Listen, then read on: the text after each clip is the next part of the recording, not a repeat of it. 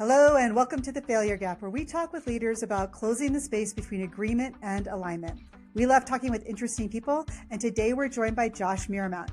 Josh is the founder and CEO of Blue Orange Digital, a leading data and AI services firm. He works closely with executives and investment leaders to define strategies that harness AI and agentic systems for business impact.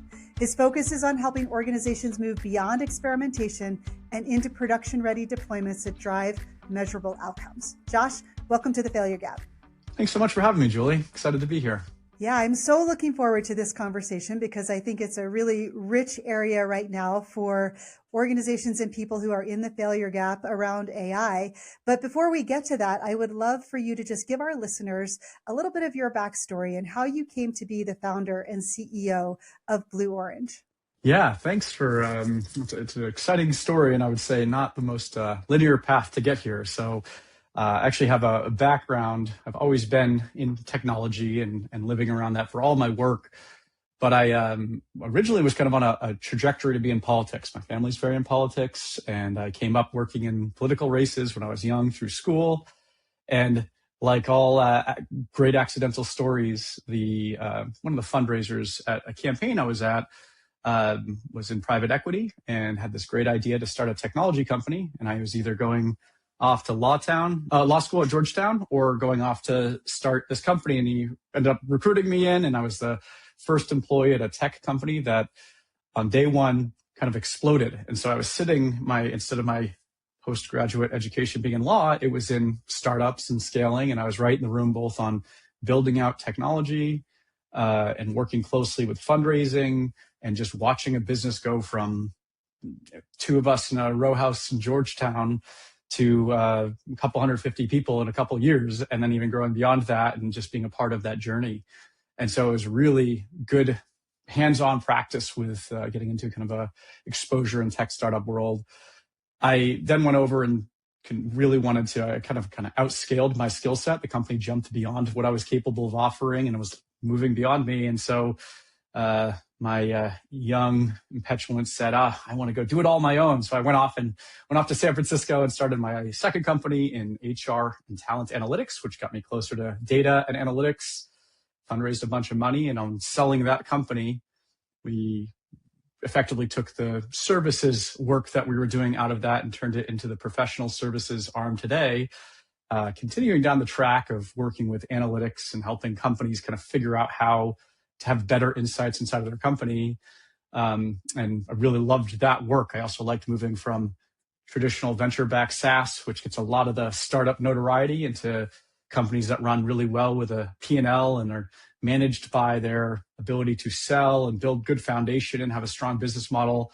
And so I really took to that. And that was about a decade ago. So we just turned our 10th year old in June this year. So it was really fun to be on that journey. So it's been not the most direct path. I wasn't thinking this out of school, but kind of stumbled in by really good mentors and opportunities, and a lot of not knowing what I was getting to, the right level of ignorance before each decision. And here we are, the straight path. Blissful ignorance, right? Blissful ignorance is a very important entrepreneurial endeavor for sure. I love that. Yeah, I would say for any of our listeners, I always like to remind you, if you are trying to figure out where you're going next, or if you're even, just getting started in your career, remember that there is no straight line to leadership. And it sounds, Josh, like one of the things that you've done is you've said yes to opportunities when they presented themselves, even if they represented what might be considered a turn away from what you were aiming for. And I think that sense of curiosity and adventure serves you well. I couldn't agree more. First, I've lived and practiced this, and it's a developed skill. I think you can summarize 20 years of career in a couple seconds, and it's like, oh man, just leaned into it.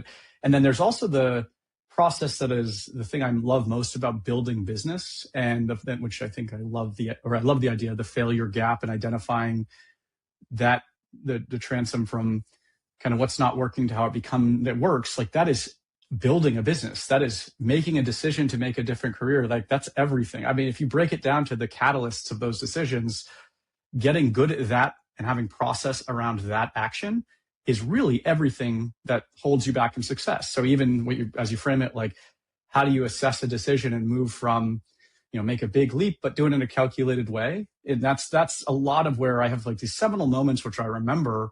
I'm not exactly sure how I developed it, but it's been a practice my whole life. And even in building a business and growing and scaling and all these different things that you kind of assess, it's kind of an amalgam of a bunch of different frameworks and processes that kind of have it net out in the positive a lot. So it's definitely being open to it, but also being thoughtful, calculative and strategic against it is kind of the tensions that kind of live in this, the kind of diametric opposites in some ways, but they're both very important in balance. Yeah, I think you have to hold the space for both of those things in yourself and also help the people who are coming along on the ride with you to understand that as well, that we can have big ambitions and be excited about them, and we need rigor and discipline as we pursue them.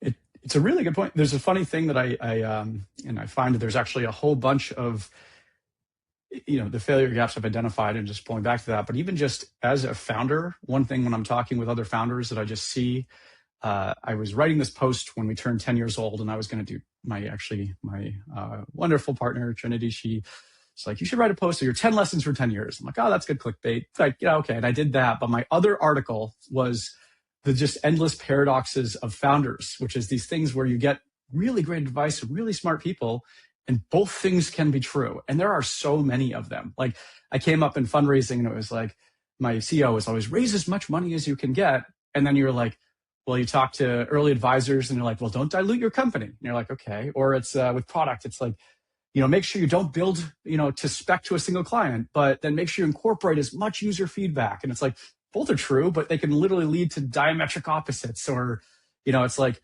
micromanagement versus delegation layers, like the in the weeds versus hands off. And it's like, there's so many things that I would say you can get really apt and applicable and credible advice that have these diametric tensions. And I feel like this is another one where it's like, be open and kind of take the leap, but also be very calculative and strategic. And I feel balancing between these, contradictions or these paradoxes. I think there's so much of that advice that exists in business and in founding, and really leads to a lot of taking the wrong side of that assessment can lead to where you kind of get stuck in the failure as opposed to pushing through as well. Yeah. Or it feels intimidating or overwhelming or confusing. And I would say for our listeners, if you are a founder or if you are hoping to be a founder of a company, some of these things are really important to recognize, that we always talk when we think about moving from agreement to alignment, that making things visible is so important.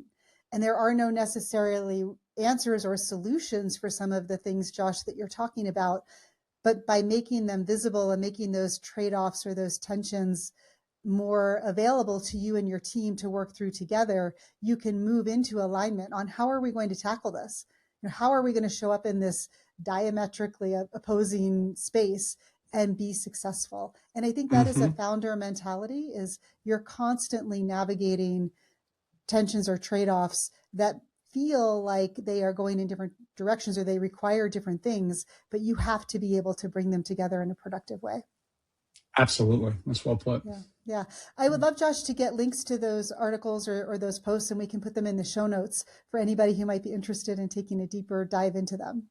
Absolutely. Yeah, they're fun to write. It was mostly, one of the favorite parts about the paradoxes is I'm in a founder group where there's about 1,000 founders and they're all at different stages, but I kind of put it out in our Slack group, and unbelievable torrent pouring in from a bunch of founders kind of giving their examples, and man, there's some good ones. So I included that list in the article as well. So it definitely was cathartic as a founder to be like, oh, I got that exact advice. And there's the contradictory one that you got. And you're like, I got both of those and had to struggle with that same thing. It felt very cathartic. Yeah. And they can both be true. And that's exactly it. This is the challenge I always find. And when I think, as I really love the theme of the podcast, because it made me think about, how do we find failure and move through it, this is where I ran into a lot of them. Wasn't out of just wrong conviction or any of these things. It's like, it's maybe waiting, like either not knowing some of these areas or not taking a process it's like they might be both right, but you have to take the context to it. So you can, and it's like the amount of times I've been persuaded by a mentor with really good advocacy or a book that's really persuasive, I feel like, okay, this is the clearest path. And it's like, we live in the nuance. That is the challenge of all of this. So it is absolutely both can be right. And it's just how you choose to navigate clarity. Like, I love the clarity that you bring to these things is really critical. Absolutely. And I think the founder space can be so, gosh, a lot of people say, I would love to start a business. But when you get into the nuts and bolts of it, it is scary. It's hard work. You have to be all in, and you have to be really thoughtful and diligent around how you're organizing around it. And that's where I think a lot of people get stuck in the failure gap, and they don't know where to start. And I think what you're saying is get comfortable with that. It's okay to feel like you're getting lots of different kinds of advice. Take what works for you and leave the rest behind, right? Like, see how you can navigate that for yourself, not just looking for some kind of truth or some kind of clear path forward. I love it. This feels like a little bit in everything for me. And, I don't think it's actually just for founders. This is like, it's one thing that I lens a lot of. I have an identity around it, but like, even you're just talking about whether you want to leave a job or making a decision for really anything, there are many frameworks that exist on how you think through different decisions, but even before you're coming with a framework for decision making, it's even just sitting down to understand. I think is it the Rumsfeld's matrix? I can't remember the name of the matrix, but you have like the known knowns, there's a little bit, and then like the other category, the four quadrants, is the unknown unknowns, and then you have the swap. There's the known unknowns and the unknown knowns. And actually, I love this. I use this so often in like, how much do I understand a thing before I'm ready to make a decision? And so you can't know your unknown unknowns. That's the thing where you ask for experience and you have to step outside yourself. And that's like the opportunity in somebody where you get somebody with experience or read a book. You know your known knowns. Those are just things we are aware of and understand. It's this attention. But like the other two categories, you can actually do a lot of coloring in the map a bit on those. And then it will help define by abstraction what you need. Like the unknown unknowns become something that you need to just either, do you feel conviction with what you know, or do you need to go find out more about it? So before you get to decision frameworks and net present value or all these different ways, these different ways of thinking about really good decision areas, I do that exercise all the time. I do it with personal decisions. I do it with business. I do it strategy. And it's a thing of just before you're making a decision, how well do you feel you know it? And the exercise of trying to put that down and categorize them, even just lightly, feels like it kind of brings a lot more color and kind of like, fills in the map of what you don't know, which is very nice. Yeah, I love that example. And we can, again, for our listeners, we'll throw a link to that in the show notes. But I think having that kind of framework to assess where am I and where do I need to go deeper? Where can I move forward and like find your way through some of these complex decisions, or maybe things that we don't have as much confidence in because we're not experts in the space. It can really help us. And kind of brings me to another topic, which is, we've talked a little bit about this idea of individuals embracing AI and being able to use it for themselves. And I think about that Foursquare. And I think for a lot of people, it feels intimidating that there are a lot of unknown unknowns. Huge amount. How do you find your way through that? I'm curious because you and I both work with a lot of leaders who are right now today realizing that they are now late adopters. They're behind the curve because they haven't taken advantage of the last few years to just learn and experiment and grow as this technology gains speed. And now it has gained a lot of speed very quickly in the last year. Yes. So I'm curious, I'm curious as you think, I think that's, leaders at often a very senior level in an organization being in the failure gap around AI. When you think about moving from agreeing that it would be great if I knew more about AI or if I was doing more with it myself to actually getting aligned and getting that done, what stood out for you that is keeping people in the failure gap there? Yeah, great question. And I empathize with those trying to understand and step into this space deeply. In that, I think you frame that really well. And there's two categories of and I think we're really looking at right now, AI is the advent of large language models and kind of wide distribution that we have as different forms of integrating in products we invest in our businesses. We can use these tools individually. And there's just so many ways of what at the core is a general purpose technology, similar to the internet or mobile. There's not just a one way fits all usage. It's a broad application of how these integrate. So I empathize with those trying to figure this out because it's it's not as simple as a question as how do you use AI? And you identified, I think, a way that I look at least, there's a lot of ways to break this down. And I think breaking it down into the requisite pieces is a big part, but like there's individual use, and then there's like, how do you shift your business to be ready to be susceptible to the change in the tooling and the enablement that comes with the productivity opportunities around AI. And both are quite different, because moving an organization and change management and adaptation and investment, that's where we live as a business at Blue Orange. That is a different process than the other challenge that also exists, is understanding or seeing the aha moments. And I'm watching, I don't like to have fear around this because everything's learnable. And I still think that though it's moving so quickly, that things we are using around individual use around AI will change and will update. And so there's some part of that means in change is destruction. Like the way we're using it now will change. I think I have a few, I just released a post at the beginning of the year around my kind of predictions for 26, which I'm happy to be proven wrong on, but there's definitely a number of opinions. But going back to your question, sorry, the individual ask is, I think that this is a good time to get started figuring that out. And what I mean by that is that there's this early adopter tier where the way I was working with AI at the start of 25 and end of 25 was quite different. And there are things there will be a lot of change and adoption, but there are stuff that is becoming just a clear value tenets that come out of that. And so I think that is, I wouldn't feel too far behind, but I'd also put a set of urgency on top of it, because as a few things have changed in technology and all this money flowing in, they are just moving quickly to becoming more and more value. And it's not that you're not keeping up with the technology, it's that a competitor or somebody else that's doing your work or something, your job is going to get better with that. So I don't see that like AI is replacing jobs. This is the Jensen Huang, quote to somebody that knows AI is going to like fill that role. That's the thing, that is, there's some compounding gap that's happening right now of building a learning framework. So I didn't answer how yet, but I would say I empathize with it. And I do think it's thinking about how you individually consume AI, because these are open tools, and then also how you think as an organization are distinctly different. Those are actually very important. There's different approaches to how you think about what your decisioning is there. And what I've observed, especially with senior leaders, I think deeper in the organization, I see more desire to lean in and to figure Sure. out like how to use AI. But at the very senior levels, I often see people saying, well, I don't even know what I could do with it. There's Right. almost like a lack of curiosity around that. And yet they are the people who are making very big investment decisions that Right. Exactly impact right. AI.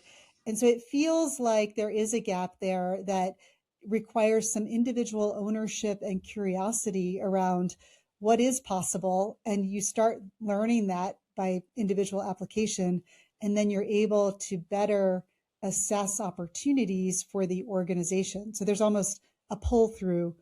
So you're not making decisions about something that you just simply don't understand at even a user level. And I think that's the part, you nail it so well. And so getting into a little bit of when I've worked directly with leaders of organizations. Again, this is where our company spends most of our time. We are a technical implementation shop, but our consulting value is high in figuring out where workflows are identified and working with the leaders to both get them on board with what this looks like. And I do think, as you say, it starts with individual curiosity and exploration. And I think that so you can just, one thing I see, and it actually, even with people that like experiment with technology and are comfortable, you're still seeing a divide occur, that a lot of them feel that it's just, they have the abundance, they kind of get it, but they're not seeing it yield. And so there's actually a decent amount, if you take ChatGPT and you fired it up today, there's actually quite a bit you have to do to get it to be really good at a large amount of tasks. Even if you're pretty comfortable with technology and you're kind of clear on what you're trying to do, there's this whole thing about what context have you exposed it to? How do you ask it? This prompting thing, how do you incorporate it into a workflow, or how you capture ideas appropriately? There's actually quite a bit of infrastructure around it.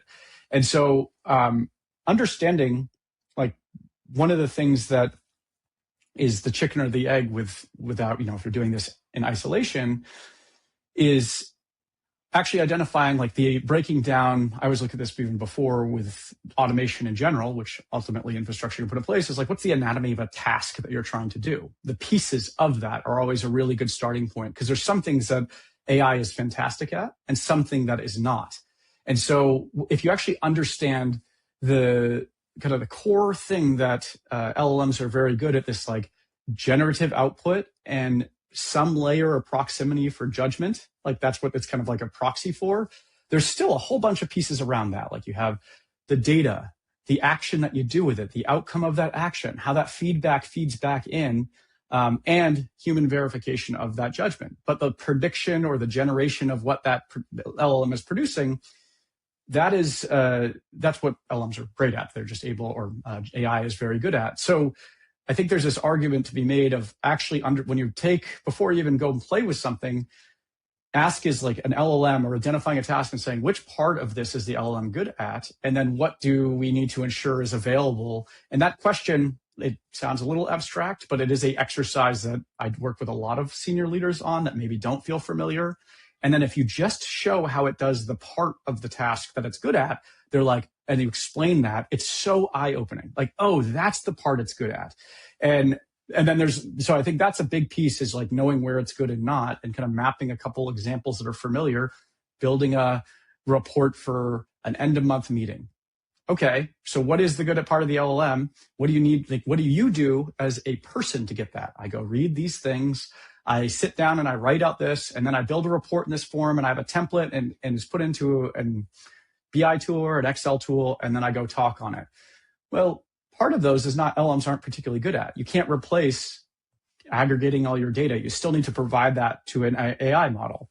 So, but you can identify that taking it in and getting to some output, it's fantastic at. So it's when you've broke down the full life cycle of that leader's task, and then you show where it's very good at, that is just the cascading effect of like, okay, let's look at other stages, and like, let's look at these areas where, this is what does it need for understanding? And then you can think about how to make that available. And that's where the tooling and the systems become really, like, that's just the stuff that we understand and solve. Like, okay, what if we want to reduce the effort that you don't need to figure out how the data becomes available to the AI? You want that instantly and always available on all of your corpus. That's the types of problems that we say, okay, you have that need.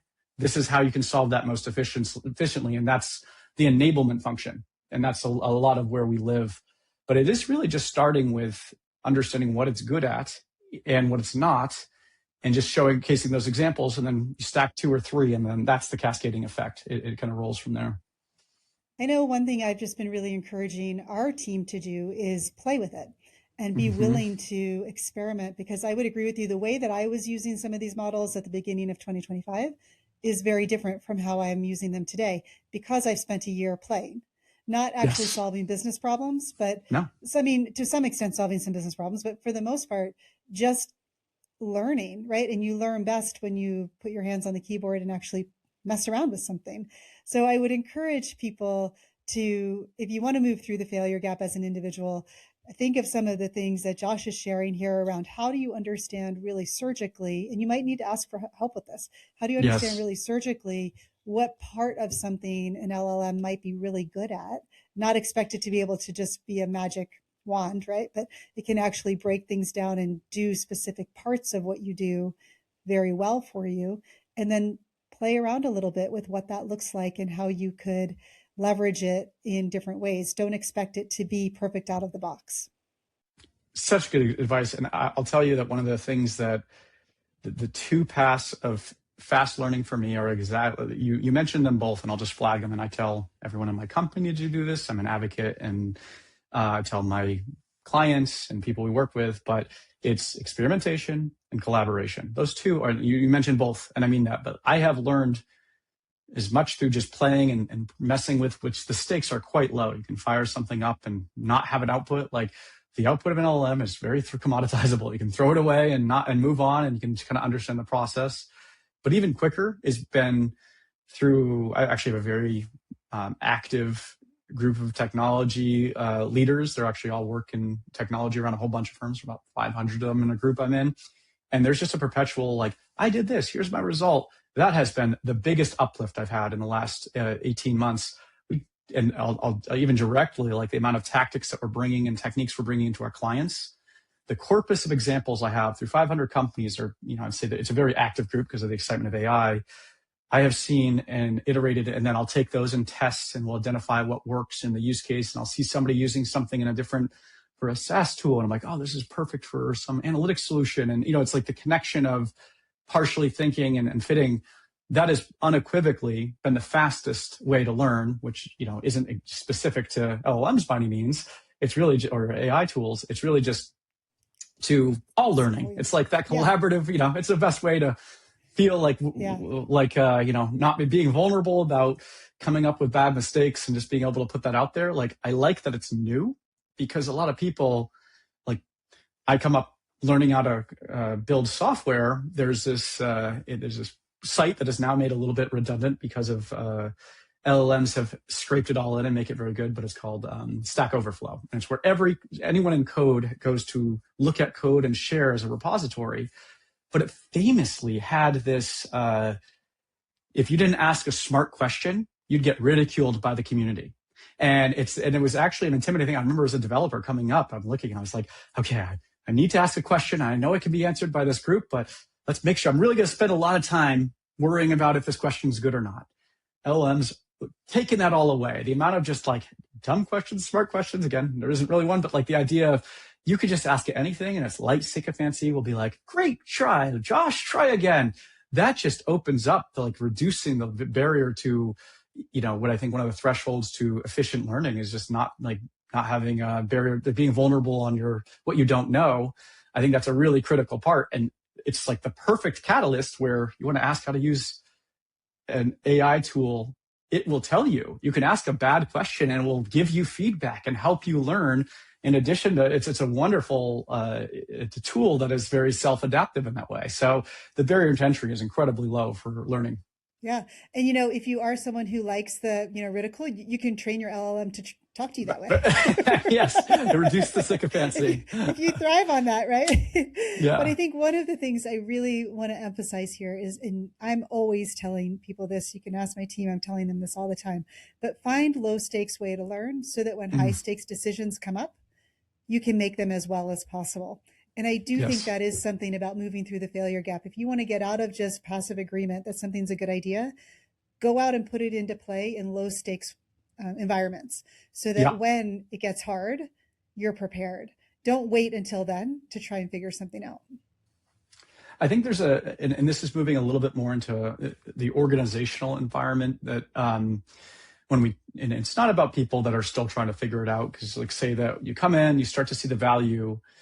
But there's this, I studied economics growing up in school, and there's this, I think it's the Joven's, it's become probably Joven's paradox right now, but it's the idea that if you make something cheaper, instead of it causes it to be used more often. It's one of these things that have come up. It was around the steam engine where when that got really cheap, it became, so that's been people were traveling.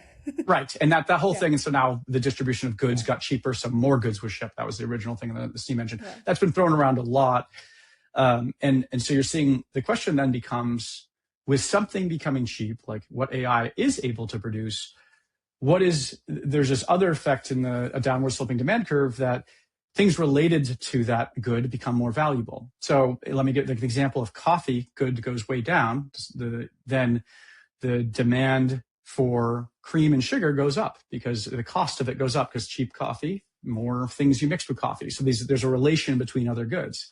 And so I think we've been looking a little bit at a high level about where that is with AI coming into an organization. It's like, okay, say literally doing Googling or reading books or doing analysis is gone down. Other related tasks go up in value. And so there's these kind of four new bottlenecks. We use this, consulting, of course, so I try to make things memorable. We use this acronym of CARD, C-A-R-D. And the things that go up that become critical when you're implementing AI in an organization, the first is clarity. And so if you're not clear on what, like, see, even how I mentioned the example of like understanding the anatomy of the task, like where can you apply this? That you need, or even how to ask something to a model is really critical. That prompting is just clearly asking in the way a model wants to know.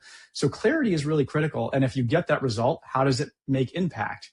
That's one area that when we're identifying a really good workflow, that kind of across all industries and all integration, clarity is a big thing. What do you need to get into it? Where does it apply? The A is, this is an interesting one.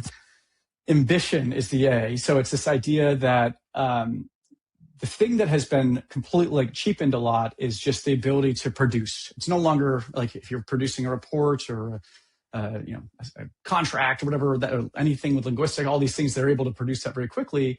But you should be very ambitious with what you're trying to do. You can produce, instead of just one finalized product that takes forever, it is so easy to produce 50 things and then just choose the best and amalgam and iterate and all that side. So you should, that is the area of application that works very well. The bottleneck is, are you applying this in enough, you make 50 shots at goal instead of one? Like, that's a new thing that's coming out of it, but you need to change your thinking. It's not like, okay, we can make one big proposal and it takes our whole team to pull it together. Well, cost of generating, if you implement AI well, cost of proposals are a lot easier. You can get your IP down there. So how do you go do 5, 10 shots at goal as opposed to one?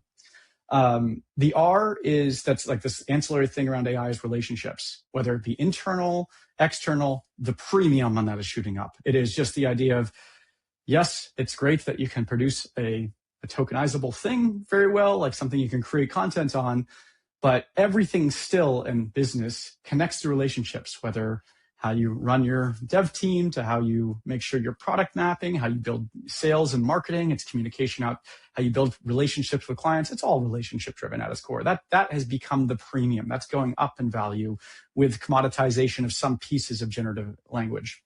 And then the last thing is distribution, D. The D is, how do you get it out to something? If you have something very valuable, and everyone else can produce a lot of things of very value, there's more things in market. So channels and visibility are critical. So looking at like the value of AI inside of a company, you have to, once it's adopting, you still have to really go down and look at these kind of 4 areas that are the new kind of constraints on how to get AI to be successful. It's like the clarity of what you're looking to do with it and how it connects, the ambition, that might have been squeezed in just to fit to the CARD acronym, but it's the idea of being very motivated to get their relationships and distribution. That's like a big thing of like looking at where process integrates.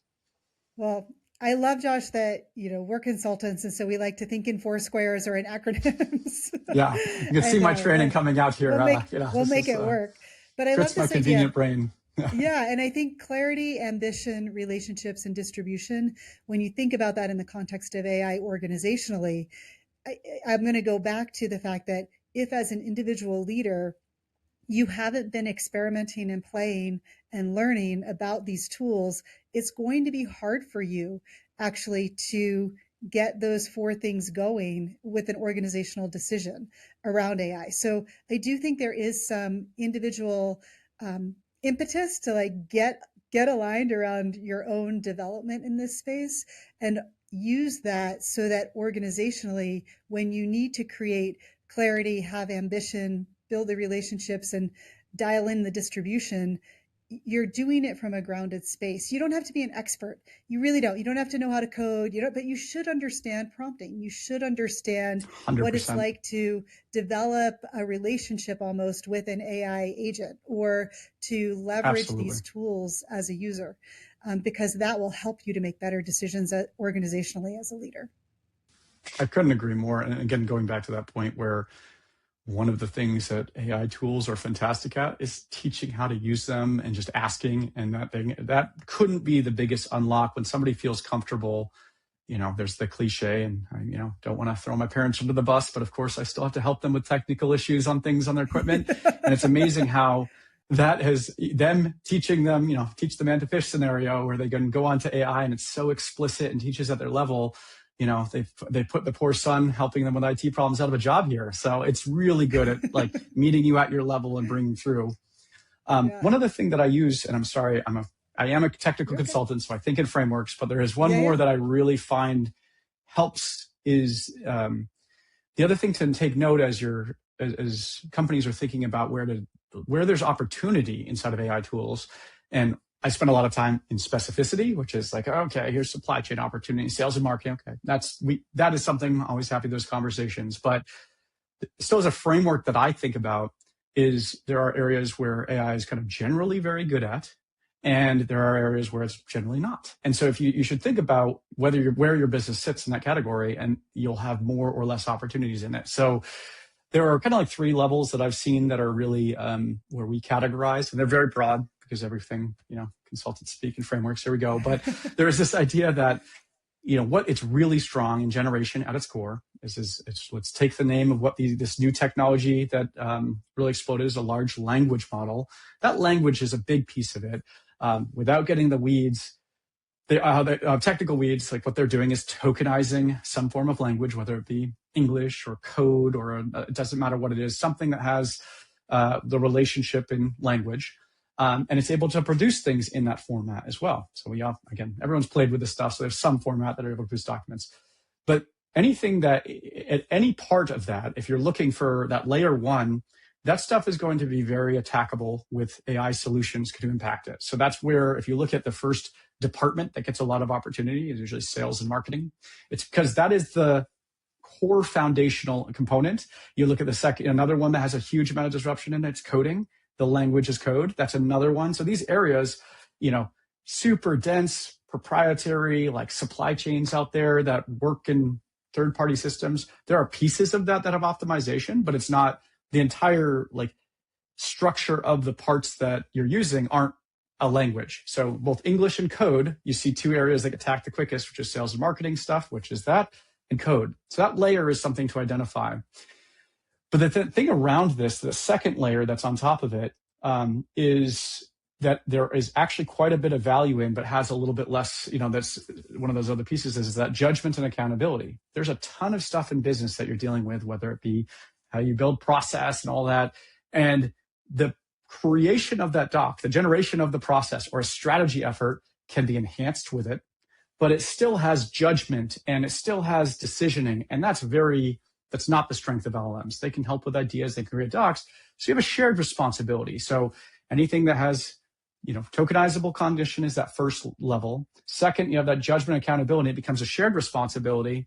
And then when you move down to there's this thing in world of bits versus bytes, like when you're dealing with something physical, that's like the least attackable with the AI that we're using, large language models. So there will be advances in robotics and AI, and when AI is broadly applied, but the real big advances in LLMs, not very good at interacting with physical representation. That's not what they're good at guessing. So that's like the least connecting. So it's kind of looking at what really operates in a language, and then how much that's the first level. If it's entirely that, it's very attackable and really good to put your energy into.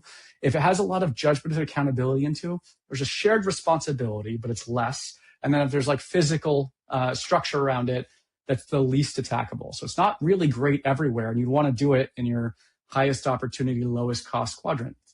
Slipping in another little framework over there for you. Yeah. And I would say, luckily, if we go back to the individual, much of what individuals can play around with in a low stakes environment is very language driven. Exactly right. How do you get help writing an email, writing a LinkedIn post, doing different things, yes. Right? Yeah. How do you start to experiment in those low stakes spaces?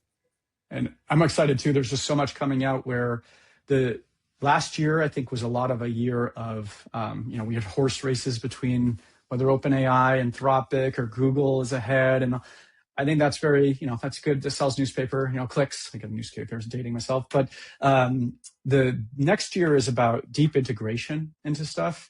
So, I will be honest with you, even just I play heavily with all models, including open source models, and I spin them up and train them and do all that personally. One of the things that has completely changed my workflow, we are a Google Workspaces company, and there's products at Microsoft. It doesn't matter, but we use Google, and they just cooked Gemini super deep into the amount of context it can have. And I was able to do that before, but just the reduction of friction, the value that we get in our entire business by having very low friction between a model as good as what is kind of becomes the standard that we're all used to using now, connected to the context that I work hard at, even just reducing cut and paste and upload and even more complicated techniques that we use. The single biggest catalyst last year in AI advancement for me was the integration, the reduction of friction between what it needs to understand and how you connect it to other tasks. And I have been blown away. They really their model got good enough and it got deeply integrated in Q4 of last year. And even just since then, in the last month when we're recording, it's amazing how many things have, again, sped up, have reduced in time. That compounding gap is growing larger. But it's an amazing thing to think about what that comes back to is the biggest advancement. Like, let the foundational models get better, and well, that's great. They're really good, and they'll keep getting better. That's actually not that important. Those will commoditize out. It is truly how this is set up and integrated into systems that will make all the impact. And so that's a big thing to think about, is understanding how your business is running and where those workflows are. The integration and seamlessness of that integration is the real productivity bump that you see. Yeah, and it's to come. I think it's going to be such a fascinating field to keep an eye on. And I'm so glad, Josh, that you've had the opportunity here to share some of this thinking with our audience, because I do think everybody should be paying attention. A lot of people are paying attention, but you've given us some great ways to, as both individuals and for our organizations, start to think about the power of AI and getting past agreeing that it would be a good idea if we did something with it, and into alignment around taking action and putting some things into play. I just want to loop back to our earlier conversation about founders. I think you really offered an important recommendation or idea for people, that you have to be able to hold sometimes diametrically opposing opinions or thoughts or suggestions in play, and be able to put them in context for you and how you move forward. I think that's true with individuals and organizations with AI as well. You're going to get a lot of different feedback from people about what works, what doesn't work, what you should do, what you shouldn't do. But the truth is, this is a fast moving train.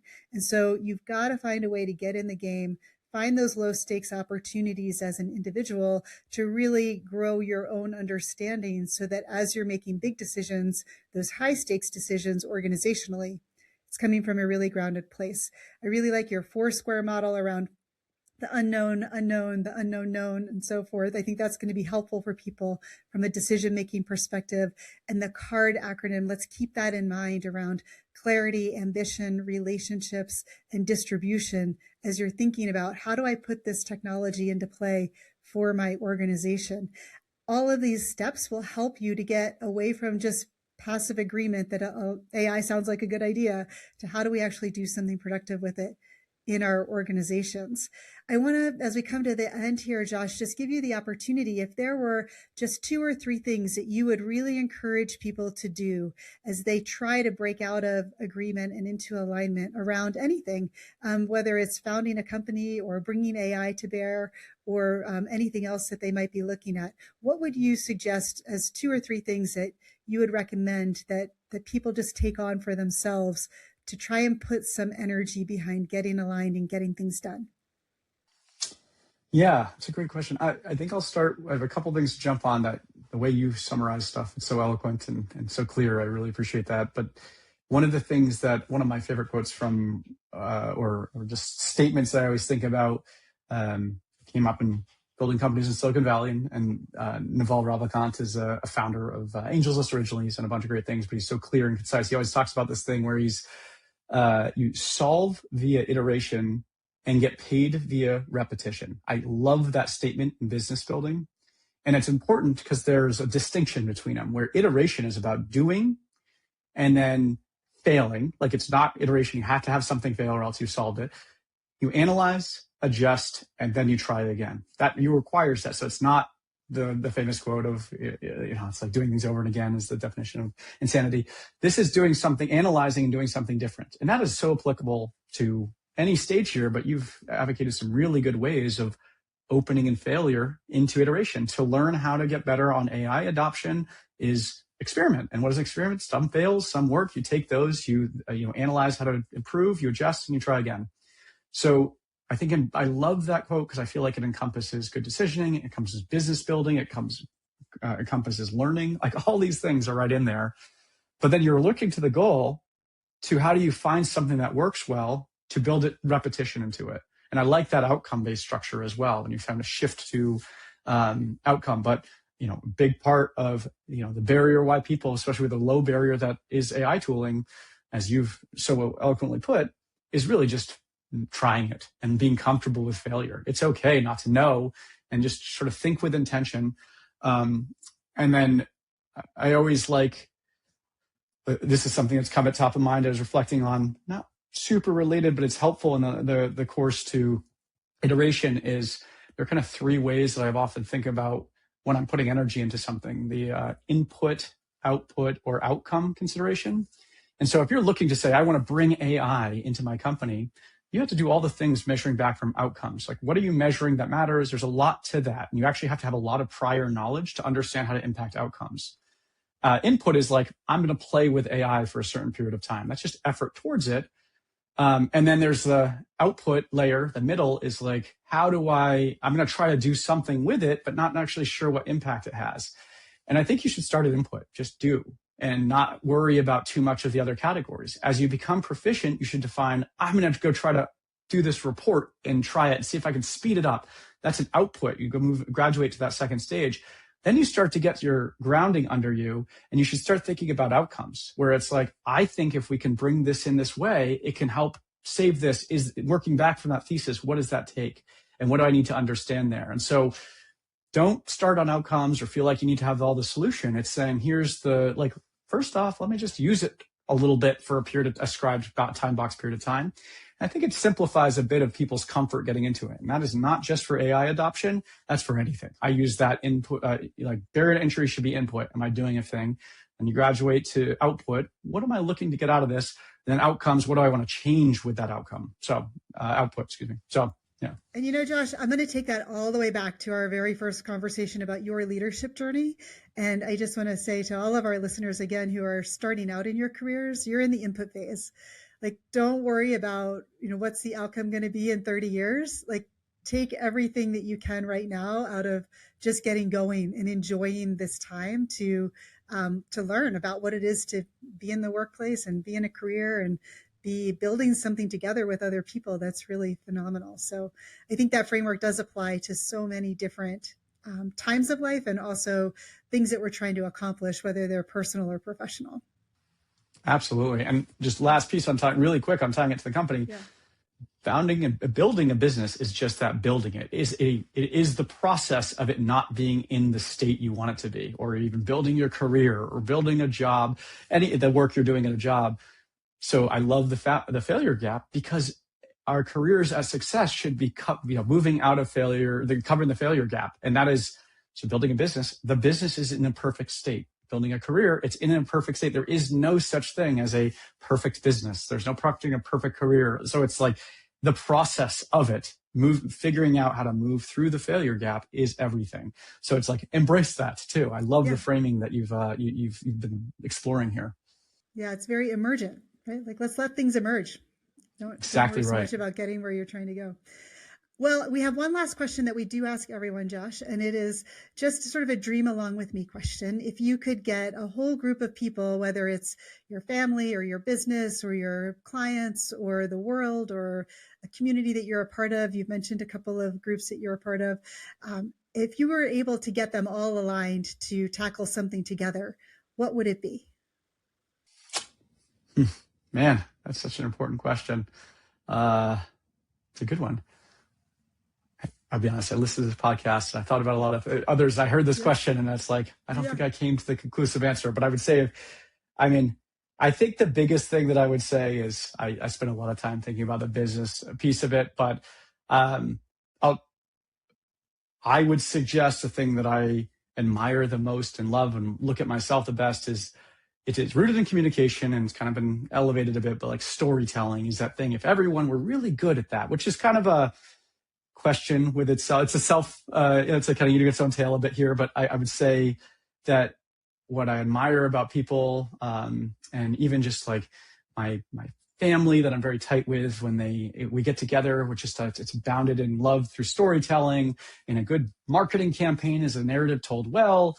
Alignment on a good, like AI adoption organizations is heavily dependent on people being aligned with change management and adaptation, and stories, the idea of what you're showcasing, the pain point and doing that. It kind of is that holistic alignment of what the ability to do that across all cases is one of the things I find us at our best. We're able to align people together. So I'd say that the thing I always strive and try to work better is telling better stories and getting people more excited, and it gets the spark in people's eye on any topic. It's like I've never learned a topic of which I've talked to somebody that if they're excited about it, you get them talking about that, they will turn into the best storytellers of something they have passion on, no matter what the topic area is. So I'd say aligning groups of people into that area of that capacity, I think it's kind of the infinite unlock. I love that. And I think that, so there's a call to action there for everybody to level up their storytelling. And hey, guess what? Mhm. That's a super low stakes way to start experimenting with AI. It is. I have literally put my training program, Yeah. Trinity, my partner, and I do that all the time. It's Yeah. like, how do we turn this into a better story? Let's practice. It's an Yeah. excellent tool for that, like it is Yeah. with many Yeah. things. Yeah. So if you're thinking to yourself, well, I don't have a way to experiment, we've just given it to you. Figure out how to tell your stories really effectively and in a compelling way, and use some of these technology partners to help you to do that. Josh, this has been such a great conversation. Thank you so much for sharing yourself, more about what you and your company are doing, and really hopefully inspiring people to move through the failure gap when it comes to things like AI tools, but also when it comes to tackling big ambitions that we have in life. I really appreciate some of the tools and resources that you've referenced. As I said, I'll put a lot of those in the show notes too, so that people can find them if they're interested. And I just want to say a big thank you for being here with us today. Thanks so much for having me. This was such a fun conversation. I love the topic area. Thanks, Julie. Yeah. Yeah, it's a great conversation. And I would say to all of our listeners, if you enjoyed this episode, please remember to like it, share it, comment on it, reach out if you want more information. And we will see you next time on The Failure Gap.